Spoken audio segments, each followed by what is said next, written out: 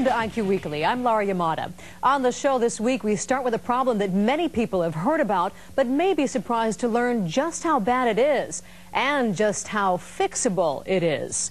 We're talking about pet overpopulation. Did you know a kitten at only 4 months old can have babies? And that one kitten can live to have 3, 4, even 5 litters in just 1 year. Do the math, that makes for a lot of cats. And this is the time of year when that problem starts to grow. There's 2 on the fence. Yeah, there. And that gray and white one we want. In a quiet neighborhood in Bellevue. I mean, they're everywhere. Janice Newman, a retired teacher and longtime cat lover. Big shoulders, big head. I mean, you can tell the old Toms like that. Has turned cat hunter. That one's done. I put these out Saturday. We probably had 15 traps out. And we caught 10. See, she's not done. She says she's busier now than ever before. It's just such a huge need, and it's just really frustrating to... I mean, we're cleaning up somebody else's mess. She volunteers her time as a caretaker to the area's cat colony. And you just think you're not getting anywhere, but then I think if I didn't do the ones that I did, it'd just be that much worse. And some are feral or wild cats. well, a true feral, you don't see them. I mean, they'd be gone. Some are free roaming, whose parents were once someone's pet. I'm guessing that one's done. Most of them stem from somebody just leaving their animal and not fixing it, and then the lucky ones find somebody that'll feed them. The big problem, still too many right now are ready to breed. And that problem she sees roaming the streets is also filling shelters across the state. From one room to the next. In stacked steel cages. See, I just had surgery. I'm tired. Cats and more cats. All of them have a story, and it's very sad. Lori Mason is a veterinary technician at Animal Control Services in Kent. I've got one grabbing my Day in and day out, she sees the ebb and flow. Animals who need care then desperately need a home. When they put their legs out like that, they're just really soliciting your attention. And just last year, the shelter took in more than 11,000 cats and dogs. They adopted out about 4,500 and put down about 4,300. We only euthanize if they're, not healthy and not adoptable. It's a frustrating reality for manager Al Dams and everyone here.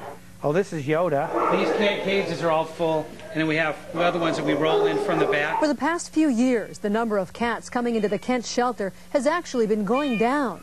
Good news. So we are having an impact. Followed by bad news. I mean, our cat season really has been stretching out from March practically to November now. It's just, I mean, it's incredible. it's heartbreaking. And this is nothing. What you see here is nothing. Summertime, it's going to be so packed. There are going to be litters of kittens up and down the hall. And it's every year when we hit July and August. Everybody in this region is pulling their hair out. It's a problem that everyone here knows should be and could be controlled. Coming up, what many believe is the answer to cat overpopulation. In a few minutes, we continue our story with an amazing project in action right here in Seattle. It's getting national attention as a model for cat control. Stick around for that. Welcome back to IQ Weekly. I'm Laura Yamada. Earlier in the show, we introduced you to a woman who's volunteering her time to catch feral and free-roaming cats, trying to control her colony from becoming a much bigger problem. But pet overpopulation has already become a costly and emotionally draining problem for many communities. It's estimated shelters kill 8 to 10 million dogs and cats every year because they cannot find them homes. But here in Washington, the fight is on. And what some are doing, what some are accomplishing, is turning heads in a big way. We had traps set everywhere. Back in Bellevue. Well, I moved that one from there. For the past few years. It's a lot of work, and that's why it's really frustrating to come and see that that's not even set. And that has no bait in it. Volunteer Janice Newman has been trying to teach people the importance of a method called TNR, or trap, neuter, and release. And there's a bowl of food. For a small fee, people can rent traps. You're leading them in with a couple teaser pieces. Hatch cats. So when they put their weight on that. And stop the cycle. See, they were all either pregnant or in heat, so that's saved a lot of babies from being born. Some of the lucky ones.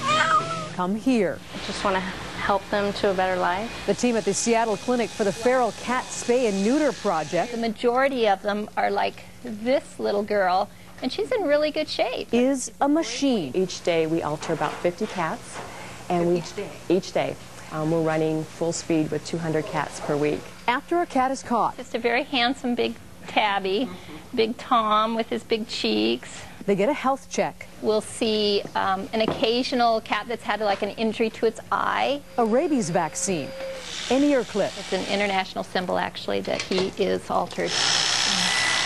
and a short stint on the operating table. It's just done for a small incision.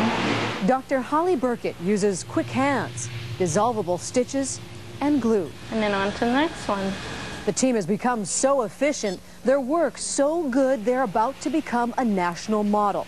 Executive Director Julie White and her staff just got a big grant to show other programs, other people, how to control cat populations effectively and safely. So what we offer is an option. By being able to spay and neuter them, they can live out their lives healthy and not be adding to the homeless cat population, which is a win for the cats and it's a win for our community. But White knows this is a battle they won't win anytime soon, and they need more help. But we think there's enough people out there who are willing to make a difference and want to make a difference, and they just haven't heard about us yet. I am sometimes driving around and just going, you know, you're nuts. Newman is finally seeing the rewards. You've been very good.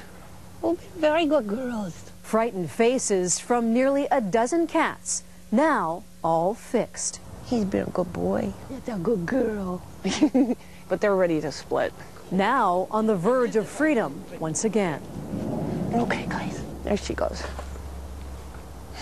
Oh, you been a good girl. Yes, you. There you go. What we got? Oh, good boy. Ooh, the potty. Yeah. Here. One by one, she's getting the job done. And seeing this colony, this small piece of the problem, barely a problem anymore. This is a little girl. Hi, little girl. Her ear is tipped. So she was done last year. You want to go? It's really, really nice to let them go where you know they're being fed. I mean, it is so nice. You know, they look good, they're healthy, they're fed, and they're not going to have any more babies.